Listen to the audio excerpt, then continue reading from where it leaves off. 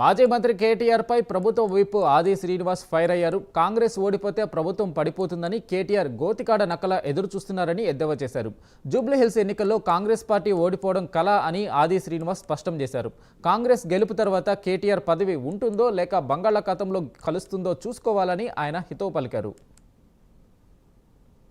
Congress party ఓడిపోతే ప్రభుత్వం పడిపోతుందని గోతికాడ నక్కల కేటీఆర్ గారు మాట్లాడుతున్న మాటలు చూస్తుంటే ఆయన మాటల్లో కుట్ర కృతంతరం దాగుందనే దానికి నిదర్శనంగా పదవి కోసం ప్రభుత్వం వారు కూర్చోవడానికి కోసం ఎంతకైనా దిగజారుతుండడం నిదర్శనంగా ఈ వాక్యాలు.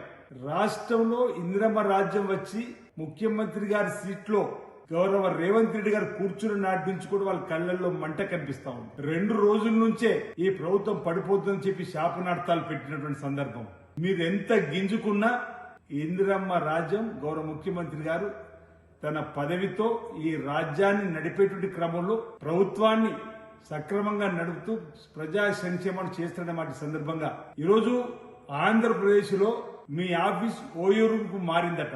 అసలు ఇక్కడ మరి మీ బీఆర్ఎస్ పార్టీ ఉంటుందా లేదా, లేదు మీ సొంత చెల్లి కవిత బీఆర్ఎస్ భవన్ ఆక్రమించుకోకుండా చూసేటువంటి కార్యక్రమం చేస్తావా లేదా, దానిపై దృష్టి పెట్టేటువంటి కార్యక్రమం చేయి తప్ప జూబ్లీ హిల్స్ ఎన్నికల్లో కాంగ్రెస్ పార్టీ ఓడిపోవడం కళ్ళనే మాట సందర్భం చెప్తా ఉన్నా.